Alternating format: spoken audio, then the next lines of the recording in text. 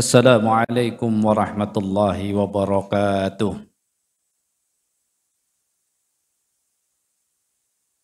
Alhamdulillah. Alhamdulillahilladzi farada alaina as-siyam fi syahri Ramadan. Wa unzila fihi al-Qur'an hudan lin-nasi wa bayyinatin minal huda wal furqan. Asyhadu an la ilaha illallah wahdahu la syarika lah. Wa asyhadu anna Muhammadan abduhu wa rasuluhu ilaihi syauqan. Allahumma fassalli wa sallim ala Muhammadin wa ala alihi wa sahbihi wa man tabi'ahum bi ihsanin ila yaumil furqan, amma ba'd. Qala ta'ala ya ayyuhalladzina amanu taqullaha haqqa tuqatih wa la tamutunna illa wa antum muslimun. Jamaah sekalian rahimakumullah, alhamdulillah kita berada di masjid yang secara corak dalamnya mengikuti Masjid Nabawi. Namun saya ingin bertanya kepada jamaah yang hadir, apakah 10 hari Ramadan juga mengikuti apa yang dijalankan di Masjid Nabawi, khususnya oleh Nabi kita Muhammad sallallahu alaihi wasallam? Coba angkat tangan yang i'tikaf 24 jam. Alhamdulillah ada berapa ya, walaupun 2. Kenapa? Karena salah satu faktor yang membuat kita tidak maksimal di Ramadan, yang pertama adalah faktor ilmu. Ilmu ini makin kesini kadang-kadang karena ilmunya tidak lengkap menjadi fitnah. Banyak yang tiba-tiba bersuara di akhir Ramadan dengan kata-kata iktikaf itu kan sunnah. Sedangkan silaturahim, mudik itu kan wajib. Jadi menang mana wajib sama sunnah? Atau diam di masjid itu kan sunnah, karena makna dari iktikaf itu kan al-maqsu fil masjidi li ibadatillah. Berdiam diri di masjid untuk beribadah kepada Allah. Kemudian dakwah kan wajib. Maka bisa jadi banyak para asatid kita tidak mau 24 jam parkir di masjid. Kalaulah punya tekad keluar, silahkan untuk mengajak orang beriktikaf. Jadi saya keluar berani kalau mengajak orang untuk iktikaf. Malam ini saya mengajak untuk iktikaf, maka saya keluar dari masjid tidak masalah. Kenapa? Karena ketika kita bicara ilmu, pembandingnya tetap Rasulullah sallallahu alaihi wasallam. Hadis riwayat Bukhari Muslim, dua-duanya mengatakan, kalau yang dari Aisyah mengatakan kana ya'takifu al-asral awahir min Ramadan hatta tawaffahullah. Summa i'takafa azwajuhu min ba'di. Aisyah mengatakan sesungguhnya Rasulullah sallallahu alaihi wasallam selalu, karena kenapa saya katakan selalu? Karena pakai ya'takifu fi'lul mudhari. Fi'lul mudhari itu salah satu maknanya al-adah, kebiasaan atau tabi'iyah. Ya, dia sudah menjadi sesuatu yang harus dilakukan. Maka Rasulullah selalu beriktikaf 10 hari terakhir di Ramadan sampai beliau wafat. Kemudian hadis tadi ditambah dengan summa i'takafa azwajuhu, kemudian istri beliau setelah Rasulullah wafat juga beriktikaf. Berarti sampai wafatnya para istri-istri tersebut. Ya sekalian rahimakumullah, maka ketika kita membaca hadis riwayat Bukhari Muslim juga dari Aisyah juga, kana Nabi idza dakhala al-akhir, ya, dakhala al-ashrul akhir sadda mi'zarah wa aqama lailah wa aiqadha ahlah. Makna sadda mi'zar itu senada dengan bunyi ayat wala tubashiruhunna wa antum aakifuna fil masajid. Jangan kau dekati istrimu sedangkan engkau harusnya beriktikaf di masjid. Jadi maknanya harus seperti itu. Kalau dengan orang Indonesia, kalau nggak sejelas itu nanti dia maknanya jadi beda. Coba yang istrinya 4 di sini angkat tangan. Kok pada senyum-senyum istrinya 4? Yang istrinya 1. Oh, 1. Yang nggak punya istri, udah wafat misalnya kan. Masa nggak iktikaf juga? Saddami Zarah menunjukkan Nabi istrinya 4 ya. Ya disebutkan lebih saat itu, tapi Nabi tinggalkan semuanya untuk beriktikaf. Bapak istrinya cuman berat banget mau ninggalkan untuk iktikaf saja. Karena ini PR bagi kita. Jangan kita indahnya suasana Masjid Nabawi. Lebih indah lagi kalau kita mengikuti amalan nabinya. Sehingga kalau ditanya apa sih ya hambatan tidak bisa iktikaf, nomor 1 tuh hambatan ilmu, karena mungkin nggak tahu. Udah nggak tahu ketemu ustadz yang bilang ya iktikaf kan sunnah, udah sunnah kan dikerjakan nggak ya dapat pahala, nggak dikerjakan nggak apa-apa bilangnya Pak, mending kalau rugi nggak apa-apa. Itu kan yang sering terjadi. Makanya akhirnya benarkah bahwa mudik ya silaturahim berdakwah ke sana kemari itu membuat dia tidak punya niat iktikaf untuk 10 hari akhir Ramadan? Maka lihatlah apa yang membuat Rasulullah Shallallahu Alaihi Wasallam dari kurang lebih 9 kali Ramadan beliau melaksanakan ibadah Ramadan, maka 6 kali beliau iktikaf, cuman 3 yang tidak. Dan 3 itu boleh beri catatan oleh kita, berarti yang menghalangi iktikaf ya paling tidak 3 itu. 2 adalah Fathu Mekah dan perang Tabuk. Jadi kayaknya nih yang nggak iktikaf ini lagi ada perang kayaknya, dia pergi berjihad. Jadi nggak bisa ke masjid karena sedang perang berjihad. Atau ya yang satu lagi mungkin ngikuti Rasulullah, Pak Ustadz takut adanya fitnah nanti jadi iktikaf tuh seperti wajib. Karena satu kasus Rasulullah pulang iktikaf gara-gara beberapa istri beliau ikut iktikaf, kemudian masjid tuh ditali-tali yang menggambarkan seolah waduh iktikaf tuh berat tuh semuanya harus ikut iktikaf, maka Rasulullah pulang. Kayaknya alasannya yang ini ya Pak ya. Ya, alasannya yang perang atau yang ini nih? Kalau alasannya yang ini, Bapak coba siapa yang alasannya yang karena fitnah atau karena perang? Coba. Yang karena perang alasannya nggak mau itikaf. Oh nggak ada yang ikut perang ya, berjihad beneran. Yang karena kedua takut fitnah. Coba siapa? Nggak ada juga ya. Mungkin hambatannya yang kedua nanti ya. Kenapa? Ketika dia mengatakan tidak itikaf takut fitnah, syaratnya jelas. Nabi setelah itu ada yang menyebut 10 hari di akhir bulan Syawal Nabi itikaf 10 hari. Nah, kalau yang bilang saya mungkin ngikuti fitnah, berarti nanti bulan Syawal ditunggu untuk itikaf 10 hari di bulan Syawal akhir. Ada yang menyebut 20 hari seperti mengqadha. Jadi begitu jelasnya bagaimana Rasulullah Shallallahu Alaihi Wasallam berjuang untuk melaksanakan iktikaf. Walaupun di hadisnya ahya lailahu, menghidupkan malamnya, tapi bukan berarti Rasulullah siang-siang bebas saja, tidak. Walaupun ahya lailahu, ternyata Rasulullah 24 jam. Bahkan hadis riwayat Muslim dan beberapa riwayat menunjukkan pertama kali Rasulullah memberi contoh kita untuk mencari Lailatul Qadar itu kan dengan kalimat ini, i'takaftu al-asral awal altamisu hadhil lailah. Aku, kata Nabi, telah beriktikaf 10 hari yang pertama ketika aku mencari Lailatul Qadar. Baru kemudian summa i'takaftu, kemudian aku juga iktikaf fil asril ausad di 10 yang kedua.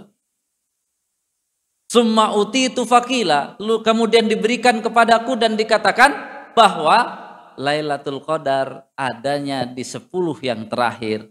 Lalu kemudian aku beriktikaf di 10 yang terakhir, lalu kukatakan kepada manusia, mayya'takif, siapa yang pengen iktikaf fal ya'takif. Nanti hadis yang lainnya lebih jelas lagi.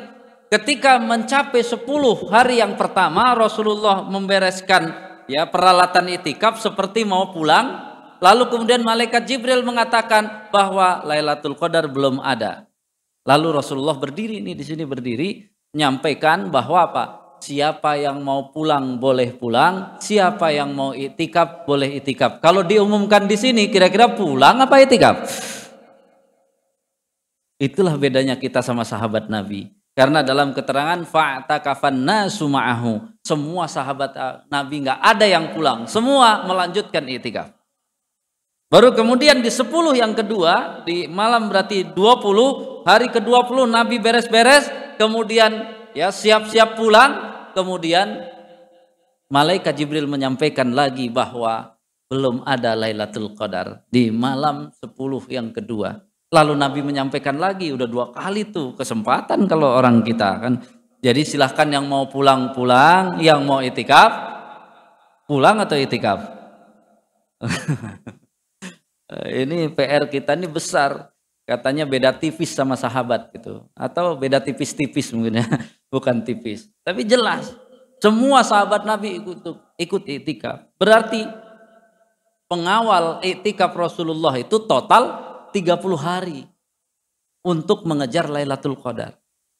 Sehingga kalau saya dan rekan-rekan yang sudah memperjuangkan itikaf, kalau ditanya, Ustadz gimana caranya dapat Lailatul Qadar tapi tidak pakai itikaf? Ya kami bingung ditanyanya. Orang itikaf itu jangan dibilang cara yang paling hebat, itu cara yang menurut kami paling mudah. Karena apa? Karena untuk mencari 1 malam kami tunggu 10 malam itu. Tidak pulang-pulang untuk menunggu Lailatul Qadar. Berarti yang tidak beritikaf itulah yang saya harus berguru kepadanya, karena dia ilmunya lebih hebat. Kayaknya sudah ada kontrak langsung dengan malaikat Jibril kapan Lailatul Qadar dia datang. Jadi berarti lebih hebat gitu ya. Jadi jangan kita yang bersemangat itikaf dibilang lebih hebat, malah yang lebih hebat tuh tadi coba. Tadi di sana di sini tahu-tahu masuk katanya dapat Lailatul Qadar. Luar biasa. Kayaknya dia sudah kontrak dengan malaikat Jibril sehingga tahu kapan Lailatul Qadar. Jadi kalau mau serius berjuang untuk mencapai atau mendapatkan Lailatul Qadar, yang paling mudah adalah beritikaf 10 hari. Cuman apakah kalau nanti sudah ada niat itikaf di sini siap ya bawa tas kemudian niat 10 hari di sini, Pak Ustadz saya kan masih kerja, ya udah kerja berangkat dari sini apa susahnya? Ya, berangkat kerja dari sini pulang kerja ke sini lagi, kamar mandi banyak, itu banyak. Ya syaratnya kan cuma itu saja, mau atau tidak. Orang kita itu kan sering mau, tapi kalau bisa berbeda dikit tapi dapat gimana caranya? Kan kacau. Jadi mau masuk surga, tapi kalau bisa ya dikit-dikit belok lah dari jalan surga, tapi pengennya nyampe juga surga. Itu kelakuan orang kita banyaknya begitu. Jadi katanya pengen masuk surga. Padahal kan kalau kita bicara jalan surga dan jalan neraka itu kira-kira beriringan atau bertolak belakang? Bertolak belakang kan? Kok bisa dia pikir saya belok ke sini dulu nanti insya Allah bisa belok ke sana? Kan susah. Ibaratnya dia mau ke Sukabumi atau mau ke Jakarta, kan kalau ke kiri ke sana ke Jakarta, ke sana ke Sukabumi. Masa dia tiba-tiba kapan kamu tobat mau ke surga? Ntar aja lah, nunggu tua. Dia udah ke sana. Udah sampai pantai Ancol, dia selfie. Ini pantai Sukabumi, kan ngaco.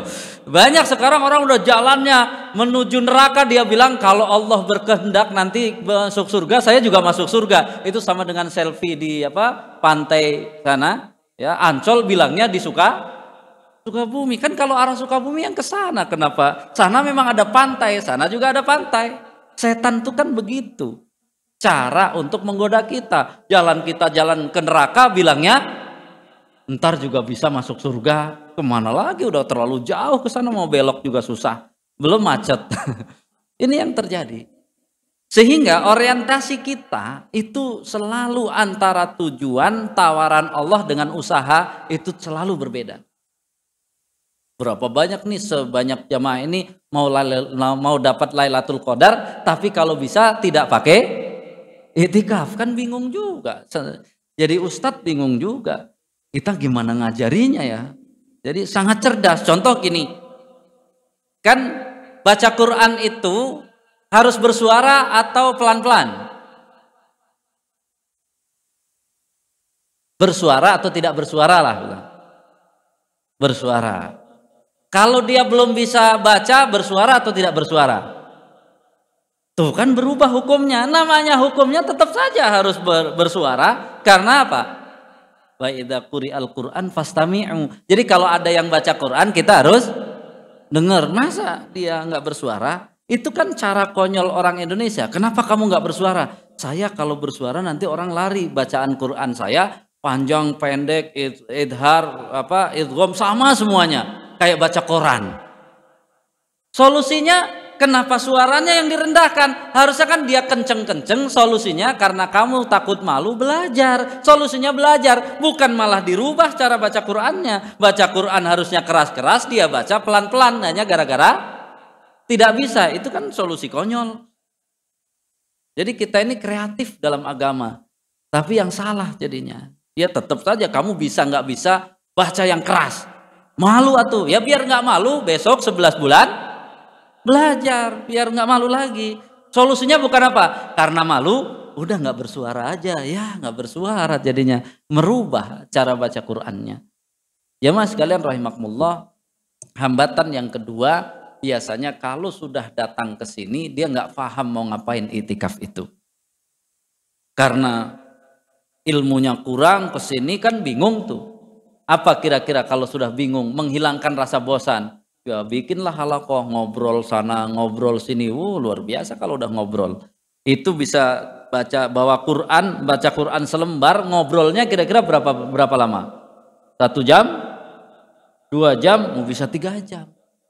Maka pahamilah kalau kita iktikaf, maka semua kita yang datang iktikaf ini adalah tamu Allah. Nggak ada tuan rumah di sini, walaupun pengurus DKM. Pengurus DKM itu sebenarnya pembantu Allah. Tapi dia bukan tuan rumah aslinya.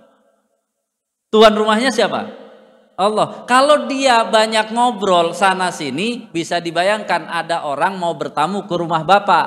Tapi begitu sampai ke rumah Bapak dicuekin. Mereka ngobrol saja antar mereka. Bapak kira-kira ada keperluan itu untuk menemui mereka? Kalau kita iktikaf banyak ngobrol, ada keperluan Allah untuk menemui orang itu, orang dia tidak ingin ketemu Allah, udah seneng dia ketemu dengan sesama tamu. Makanya ya obrolan, kemudian main handphone itu akan menghilangkan.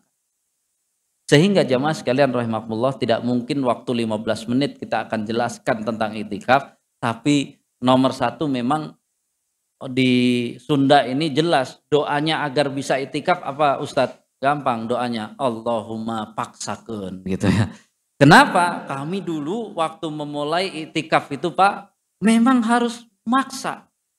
Kita dulu fenomenanya jangan-jangan kita ini jadi Ustadz begitu 10 hari terakhir bikin data ya kajian semepet mungkin kayak ngejar THR. Kita cuma bilang, ini kita sebenarnya ngejar dunia atau ngejar akhirat. Jadi pagi ngisi, jam segini ngisi penuh 10 hari terakhir. Kan? Akhirnya ketika kita pelajari hadisnya semua, akhirnya kita bilang, udah tahun ini mau siapapun minta apapun tolak aja. Kita coba nekat. Kalau kita diam di masjid 24 jam, apa yang terjadi? Memang harus nekat. Apa yang terjadi? Tahun pertama lulus, tahun kedua lebih mudah Pak. Ternyata antara dipadetin jadwal dan iktikaf itu yang Allah berikan lebih besar kalau kita mau iktikaf. Kan sudah selesai urusan itu. Sehingga ketika proses kurang lebih 5 tahun kita langsung berpikir minta izin kepada Allah. Ya Allah, saya minta izin keluar asal untuk mengajak orang iktikaf dan membetulkan orang iktikaf. Karena di kita banyak iktikaf itu bukan iktikaf, tapi sanlat. Pagi kajian, siang kajian, sore kajian, habis isya kajian, menjelang sahur kajian. Itu sanlat bukan iktikaf. Karena amal jama'i Rasulullah dulu tarawih belum masuk, itu yang amal jama'i cuman sholat berjamaah. Kalau sekarang plus sholat tarawih. Apakah boleh qiyamul lail berjamaah?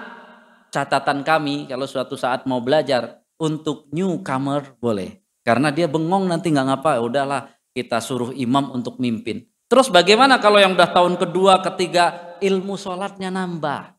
Maka boleh nggak ikut sholat berjamaah qiyamul lail? Boleh. Kita sendiri kan sekarang hadisnya udah terkenal. Baca aja sendiri 1 rakaat setengah juz bisa.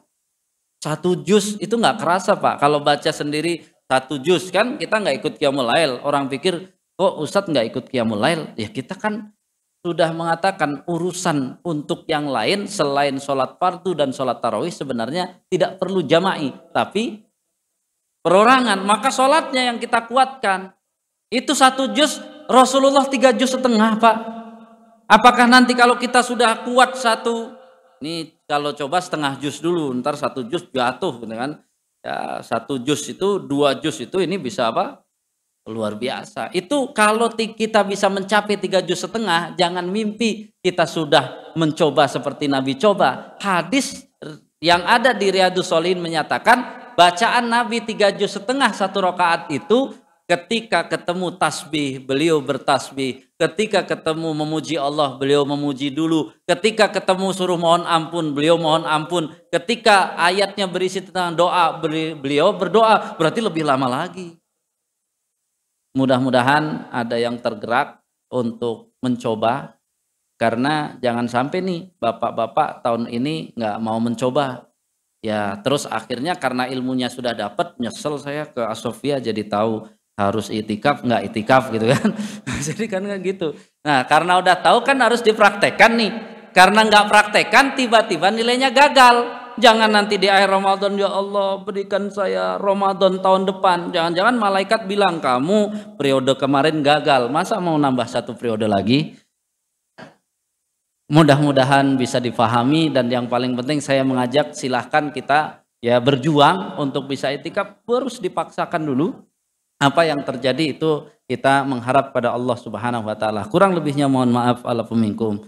Assalamualaikum warahmatullahi wabarakatuh.